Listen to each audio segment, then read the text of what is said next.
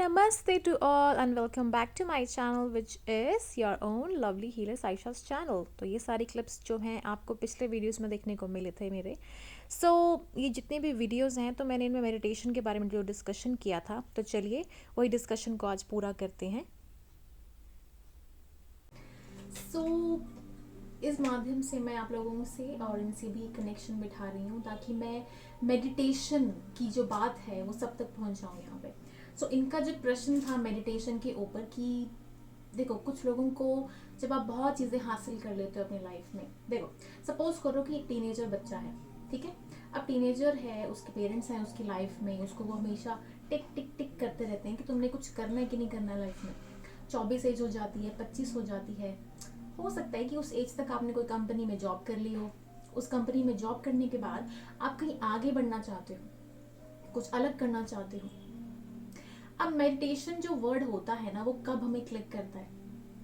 एक तो होता है आपके पुराने कर्म।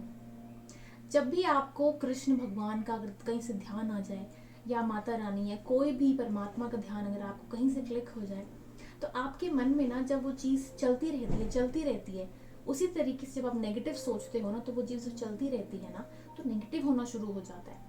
उसी तरीके से परमात्मा का नाम जब आप लेते हो तो वो चीज़ आगे बढ़ती बढ़ती बढ़ती चली जाती है। ओके, वही चीज़ जब आप मेडिटेशन लाइन में सोचते हो ना कि आपको मेडिटेट क्यों करना है, what is meditation is all about, आपको मेडिटेशन को क्यों अपने अंदर लाना है, meditation is what actually in this whole life, और आप उससे अट्रैक्ट क्यों हो रहे हो। बिकॉज कहीं ना कहीं किसी न किसी वे में आपके किसी फ्रेंड ने या आपके खुद के अपने किसी पुराने कर्म ने या विचार ने या किसी चलते फिरते किसी आदमी ने ही एक क्लिक दिया है आपको कि आपको परमात्मा की शरण की तक पहुंचना है, और सबसे पहले आपको क्या करना है, अपने आप को जानना है। मेडिटेशन नंबर 1 एक जरिया होता है अपने आप को जानने का। You have to know yourself first. आप सबसे पहले अपने आप को जानेंगे, तभी तो आप फिर ईश्वर की तृप्ति, ईश्वर की जो अपनी जो तृष्णा होती है कि ये क्या होता है, क्या है ये चीज़, अदृश्य चीज़ आपकी लाइफ में, ये आपको मेडिटेशन लाइन पहुंच जाती है। ओके जी। जब भी हम बात करते हैं कि आपका सवाल है, आपको मेडिटेशन में बहुत ज़्यादा इंटरेस्ट, आपको जाना है वहाँ पे। मेडिटेशन में जाने के लिए सबसे पहले आपको क्या करना है, अपने आप को पहचानना, आपका सोल पर्पस फाइंड करना है। जब आप अपने आप को बिल्कुल शांत कर लेते हो कि yes I have done something in my life, कुछ कर लिया है, उसके बाद करने के बाद आप अपने लिए कुछ जब करने की सोचते हो ना कि जो चीज़ें मैंने की हैं, ये पैराडाइज सैलून खोल लिया है, बट उसके बाद अपनी मन की शांति के लिए मुझे क्या करना है। So that is the way जब आप अपने आप को पहचानना शुरू करते हो। मेटेरियलिस्टिक चीज़ें एक साइड है, बट अपने आप को पहचानना, अपने अंदर की सोल से बात करना, दैट इज द वे आप मेडिटेशन के साथ एक फर्स्ट बिगिनर स्टेप में पहुंच चुके हो। Okay okay. So yes, meditation यहीं से ही स्टार्ट होता है। अब बहुत सारे लोग बोलते हैं कि ओम, नो, ओम आपका तब आता है, एक सहस्त्राक्राउन चक्र होता है आपका, आपके 7 जो बेसिक चक्रास होते हैं, यानी कि लम वम हम साउंड, वम साउंड और रम, ये जो साउंड्स होते हैं आपके, ये आपके नीचे के लेवल से स्टार्ट होते हैं। ये 7 बेसिक हीलिंग चक्रास होते हैं। ये नाड़ियों में ही काउंट होते हैं, लेकिन नाड़ियाँ हमारी 84,000 से भी ज़्यादा होती हैं, बट हम इन्हीं को काउंट क्यों करते हैं, बिकॉज ये हमारी स्पाइनल कॉर्ड से जुड़ी होती हैं। और स्पाइनल कॉर्ड हमारा नीचे से लेकर ऊपर तक क्राउन चक्रा तक फैला होता है। जब भी हम ओम की बात करते हैं, ओम एक ऐसा जरिया है, ओम एक ऐसा साधन है जहाँ पे हम ईश्वर और उसकी एंटिटीज को पहचान सकें। जब भी हम ओम का ध्यान करते हैं, एक ट्रायंगल बन जाता है। कभी भी नोट करना, आप कभी भी नोट करना, जब आप ऐसे बैठते हो ना, तो ऐसे ट्रायंगल बन जाता है। अपने आप को प्रोटेक्ट कर लेते हो वहाँ पे, आपकी एनर्जीज अपने अंदर ही रहती हैं। ठीक है। हमेशा याद रखो कि अपने अंदर कैसे अपने आप को पहचानना है। It's triangle, it's Om, it's basic and meditation way. Okay. मैं कुछ आपसे क्वेश्चन करना चाहता था कि जैसे हम लोग मेडिटेशंस करते हैं, हम अपना जो पूजा पाठ जो भी हम लोग करते हैं, मैं मेडिटेशन करते हैं, मगर हमारा ध्यान नहीं लगता। उसके लिए क्या पहले योगा जरूरी होता है, योगा करना चाहिए अपनी बॉडी को, मतलब कि बोलते हैं ना कि आप रनिंग करिए, आप जिम जाइए, आप हाँ। योगा करिए, कुछ भी करिए, तो उसके बाद आप अगर आप मेडिटेशन करते हैं तो आपका उस तरीके से जल्दी मतलब कि आपका ध्यान लगता है। तो ध्यान लगाने से पहले क्या क्या करना चाहिए हमें, क्या मतलब किस तरीके से हम अपना ध्यान लगाएंगे जिससे हमारा ध्यान लग जाए। अगर हम लोग बैठते हैं तो बैठ जाते हैं, है ना, 10 मिनट, 20 मिनट, आधा घंटा, मगर हम हो सकता है कि हम 1 घंटा ही बैठ जाते होंगे, मगर हम उसको रूटीन को नहीं रख पाते हैं। एक तो हमारा टाइम टेबल सेट नहीं हो पाता है, दूसरा हम किस तरीके से हम मेडिटेशन करेंगे, अपने एक टाइम को सेट करें और एक हम वाकई हमें ध्यान लगे। ये सवाल सबसे ज़्यादा इंपॉर्टेंट है, बिकॉज बहुत सारे लोग आते हैं, वो तो बोलते हैं कि हम तो ऐसे बैठ जाते हैं, हमारा ध्यान लगता ही नहीं है, हम कहीं खो जाते हैं, हमारा माइंड डाइवर्ट हो जाता है, हमारे अंदर 100 टाइप के विचार आ जाते हैं, फिर कहीं मोबाइल बज जाता है, हमारी वाइफ्स आ जाती हैं, हमारे किड्स आ जाते हैं, और हमारी बहुत सारी जो चीज़ें हैं पेंडिंग हैं वो ख़त्म नहीं होती हैं, तो बस उसी का रिकॉल, मेमोरीज आ जाती हैं बार बार। देखो, जब आप मेडिटेशन लेवल पे बैठते हो, देखो मैं आपको ये नहीं कह रही हूँ कि आपको एक्सरसाइज करना ज़रूरी है, जॉगिंग करना ज़रूरी है, ये सब करना ज़रूरी है। यहाँ पे मेडिटेशन लेवल पे सबसे पहले बात आती है कि यहाँ पे डिफरेंट लेवल ऑफ लोग होते हैं, उनको अंडरस्टैंड करना ज़रूरी होता है। सपोज करो आप किसी गुरु के पास जाते हो, आप किसी गुरु के पास जब बैठते हो, उनसे बात करते हो, तो वो गुरु सबसे पहले आपको देखता है कि भाई ये बच्चा किस तरीके से समझेगा। अब जैसे सपोज करो कि एक गुरु के पास 2 बच्चे आते हैं, एक बच्चा तो ऑलरेडी मतलब एनलाइटेंड है, बस उसको क्या करना है, उसको ABCD सीखनी है, उसको सेंटेंस बनाना सीखना है। उसके बाद जब वो सीख जाता है तो गुरु को बस उसको यही बोलना होता है, जा अब चला जा, अब तो तेरा काम हो गया, अब तो तू मेरे से भी बड़ा बन जाएगा। लेकिन जो दूसरा बच्चा होता है उसको गुरु के साथ चलना होता है लाइफ टाइम तक। तो इसी तरीके से जब आप मेडिटेशन के लिए किसी इंसान को समझाते हो, बताते हो कि आपको किस तरीके से मेडिटेशन करनी है, तो उसको पहले समझना ज़रूरी है कि उसका माइंड कैसा है, उसके विचार कैसे हैं। उसको पहले बातों में उनसे पहले बात करके मोल्ड करना बहुत ज़रूरी है, उनसे एक कनेक्शन बिठाना ज़रूरी है। ओके, कुछ लोग, कुछ गुरु बिना बात किए ही समझ जाते हैं, वो बच्चे को बोलते कुछ नहीं ना बताते हैं, बस वो सिर्फ बोलते हैं कि ये पर्टिकुलर काम कर ले, उसके बाद तू आ जा। या फिर कोई इंसान होता है वो कहता है कि नहीं, थोड़ा ब्रश कर लो, उसके बाद फिर उठो और परमात्मा का ध्यान कर लो, उसके बाद थोड़ा शांति से बैठो, सोचो तुमने क्या करना है, उसके बाद फिर आ जा मेरे पास।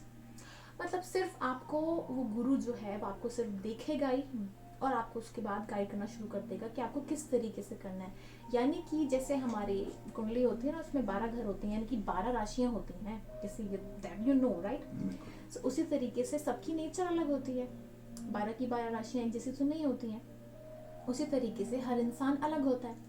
तो जब यूनिवर्स में सब अलग हैं, पेड़ अलग है, ह्यूमन अलग है, कैट बिल्ली, मेरे कपड़े अलग हैं, इनके कपड़े अलग हैं, सब अलग ही हैं। सो अलग चीज़ों को हमेशा उसी तरीके से देखना है कि वो किस तरीके से समझेगा। यानी कि लाइफ में अपने आप को चेंज करना ज़रूरी है, अपनी थिंकिंग को चेंज करना ज़रूरी है, ताकि दूसरों को वो पहचाने, उन्हें गाइड कर सकें अच्छे से। एक्सेप्टेंस इज मस्ट, और मेडिटेशन का रूल 1 है एक्सेप्टेंस। एक्सेप्ट करो अपने आप को, वट एवर यू आर। उसके बाद ये ज्ञान सुनने के बाद जब आप अपने आप को तृप्त कर लोगे कि yes something is very much healing coming inside me, healing जब आ जाती है, then you go into this level, एक शांत लेवल में आ जाते हो। और जब आप शांति वाले लेवल में आ जाते हो, देन ऑटोमेटिकली ये मुद्रा बन जाती है। इसमें अपनी मुद्रा को, यानी कि आपका अहंकार, आपका जो ईगो है, उसको आप कंट्रोल में ले लेते हो। ओके, हमें मुद्राएं होती हैं, हम लोग ऐसे मुद्राएं लेनी होती है हाँ। या इस ऐसे लेनी होती हैं? ओके, जो 7 बेसिक चक्रास होते हैं ना, उनमें ये मुद्राएं चेंज होती हैं। Okay okay. चेंज इसलिए होती हैं बिकॉज क्या होता है ना, जब हम प्राणायाम करते हैं तो प्राणायाम में हम इसको यूज करते हैं, ये ऐसे आता है। Okay. यानी कि हमारी पिंकी फिंगर और हमारी जो रिंग फिंगर होती है ये इस साइड होती है, और जो हमारा थंब होता है वो काम करता है इस साइड। ओके, ये अहम का रूल होता है, अहम का, ईगो का, और आपकी जो पावर होती है ना, उसको कंट्रोल करने के लिए यहाँ पे बंद होता है ये चीजें। ओके, इसको बंद करके इस तरीके से हाँ, किया जाता है। Yes yes yes yes. इसको बंद करके किया जाता है, ताकि प्राणायाम और जो कपालभाति जो भी हम चीजें करते हैं ना ऐसे नोज, क्योंकि एड़ा और पिंगला सुषुम्ना ये जो नाड़ियां होती हैं, ये नाड़ियां होती हैं, इनको हमने एक पवित्र हाथों से, जहाँ पे ईगो डाउन होती है उन्हीं हाथों से, क्योंकि आपकी ईगो बंद हो रही है। ओके, अब मैं सरेंडर कर रहा हूँ यूनिवर्स को। ये तो बंद करना मुश्किल हो जाता है। हाँ, अब इस हाथ से तो हो रहा है, yes. इस हाथ से तो हो रहा है, मगर इस हाथ से तो नहीं हो रहा है। यस, आपको इसी हाथ से करना है, राइट हैंड से। राइट हैंड तो ये तो लेफ्ट होगा ना। राइट हैंड से, क्योंकि लेफ्ट से हम जैसे हिंदू कल्चर में अपना जो साफ सफाई के लिए यूज करते हैं ना, जैसे पुराने कल्चर में ऐसे होता है, तो इसीलिए लेफ्ट, क्योंकि इस हाथ से हम खाना खाते हैं। ओके, इंडियन कल्चर के हिसाब से दिस इज द फैक्ट। हम इसी हाथ से खाना क्यों खाते हैं, उसका भी बहुत ज्यादा रीजन है। और इस हाथ से हम जो चीजें हैं बाकी उसको हम क्यों करते हैं, इसका भी बहुत बड़ा रीजन है। ओके, सो जैसे हमारी एड़ा और पिंगला नाड़ियां होती हैं, जैसे हमारा जो ये साइड होती है वो सन को रिप्रेजेंट करती है और ये साइड हमारी चंद्र को रिप्रेजेंट करती है। तो इंसान की शक्ल देख के, इंसान के बिहेवियर को देख के हमें पता चल जाता है कि इस इंसान को किस चीज की जरूरत है सबसे ज्यादा। इससे ये होता है कि हम लोग कुछ भी करें, जब तक हमें पूरा नॉलेज नहीं है तो हम कोई भी काम ना करें। Yes, knowledge is also, but जैसे मैं करता तो मैं कोई भी किसी को भी कैसे भी कर लेता था ना। हाँ, हम लोग करते हैं और कैसे भी कर लेते थे। आज मेरे को लगा कि ये चीज़ों का मेरे को अभी तक नहीं था, मैंने कभी, हाँ, मैं मतलब कि करते थे, मगर जैसे ये हम दो यूज़ कर लेते थे, कुछ भी कर लेते थे, तभी इस वजह से हो सकता है कि हम नहीं कर पा रहे होंगे। That is a reason. इनके साइड इफेक्ट्स क्या होते हैं अगर आप गलत करते हो तो? देखो आपका सबसे पहले तो क्या होता है ना, आपकी विचारधारा शुद्ध और पवित्र होनी चाहिए। ठीक है, यू नो इट कि ये उंगली जुपिटर को रिप्रेजेंट करती है और ये शनि को रिप्रेजेंट करती है। ठीक है, एंड ऑल्सो ये उंगली आपकी ईगो को, जब आप ऐसा करते हो, इट्स लाइक कि आई एम डूइंग समथिंग, ये जो होता है ना, तू समझ जा, ये वाली चीज है। तो इसीलिए जब आप देखो, आपका अपने अंदर ही मन से जब आप इस चीज को अंडरस्टैंड करोगे ना, तब आप अपने अंदर ही इस चीज को अंडरस्टैंड करके समझना शुरू कर दोगे ना, सब चीजें क्लियर हो जाती हैं। This is all healing guys for you. आप हील करो अपने आप को। कैसे करते हो? It is very necessary. इसे मेडिटेशन करने से पहले हमें कौन कौन से कहाँ से शुरुआत करनी चाहिए? हमें अगर हमें मेडिटेशन करनी है, हमें कहाँ से शुरुआत करनी चाहिए? सबसे पहले कौन सा स्टेप करना चाहिए? हम जब भी मेडिटेशन करते हैं तो सबसे पहले, जैसे मैंने कहा है कि आपको अपने आप को समझना होता है। ठीक है, आपको क्या अच्छा लगता है, आपको करना है। ठीक है, आप आए, आपको करना ही करना है मेडिटेशन। ठीक है, तो फिर आप बैठ जाओ, थोड़ी देर के लिए ऐसे बैठ जाओ, जैसे मर्जी आपको लगता है आप बैठ जाओ। ठीक है, देखते रहो अपने आप को। आप यहाँ पे धीरे धीरे आप सबसे पहले देखो कि आपका जो रीढ़ की हड्डी है, आपका जो सिचुएशन है बैठने वाली ना, वो हिलनी नहीं चाहिए, बिल्कुल ऐसे होनी चाहिए, क्योंकि आपकी जो नाड़ियाँ होती हैं ना, वो बिल्कुल एक्यूरेट होनी चाहिए। ओके, अगर आप एक्यूरेट पोजीशन पे हो, बैलेंस्ड हो, डिसिप्लिन्ड हो, दैट इज अ साइन कि आप वहीं से ही स्टार्ट कर रहे हो, वहीं से ही स्टार्ट कर रहे हो। और ये बैलेंस बनाने में महीना लग जाता है गाइस, 1-2 महीना लगता है, दैट हैपेंस। ओके, और क्या योगा करना जरूरी है इससे पहले, मेडिटेशन करने से पहले? बहुत सारे जो इंस्टीट्यूट्स हैं वो ये कहते हैं कि आपको आसन पहले करना जरूरी है, उसके बाद हम मेडिटेशन करो। बट जहाँ से मैंने सीखा है कैवल्य धाम में, तो वहाँ पे जब भी मैं आती थी सुबह के मॉर्निंग टाइम में, जो 6 o'clock जो टाइम होता था, उन्होंने दिया होता था, तो उस टाइम पे सबसे पहले अपनी बॉडी को पहचानने के लिए यू फॉर 5-10 मिनट्स आपको इस तरीके से मुद्रा में बैठना है। मैंने कि आपकी बॉडी को प्रिपेयर करना है आपने आसनास के लिए, कि यस मैं अलार्म कर रहा हूँ तुम्हें, प्लीज मुझे आसन करने हैं। So for that 5-10 minutes, and then last में मेडिटेशन अगेन। मेडिटेशन एक भूख होती है, इट्स काइंड, आपकी आत्मा को भूख लगती है ना, so meditation is that. Okay, ठीक है, thank you so much. Healing comes naturally, definitely healing comes naturally to you. जब आप अंदर से खुश होते हो, तब जब आपको फील होता है कि ये जो सारी थेरेपीज़ है ना आपकी लाइफ में, या फिर अगर बहुत सारे आप मूवीज़ देखो जहाँ पे एक्टर्स और हीरो हीरोइंस कुछ ना कुछ एक अमेजिंग तरीके से डायलॉग बोल के चले जाते हैं, जहाँ पे आपको फील होता है कि ओह ये तो छाप छोड़ गया आपके दिमाग में, क्या वो लाइफ टाइम याद रहता है आपको, किस तरीके से आप उस चीज़ को महसूस करते हो, आगे बढ़ते हो, और वो चीज़ आपको किस तरीके से आगे फेम की तरफ लेके जाता है। फेम इन द सेंस, आपको ये नहीं है कि वर्ल्ड वाइड फेमस हो जाओगे, फॉलोअर्स हो जाएंगे। फेम इन द सेंस, अपने आप में ही कितना उठ जाओगे आप। Fame is that. फेम हमेशा अपने आप से ही स्टार्ट होता है। यानी कि आप अपने लिए कितना कर रहे हो, आप प्राउड हो अपने ऊपर. Fame is like that. So fame is always, and your motivation is always, your therapy is always, and your healing is always coming from your side.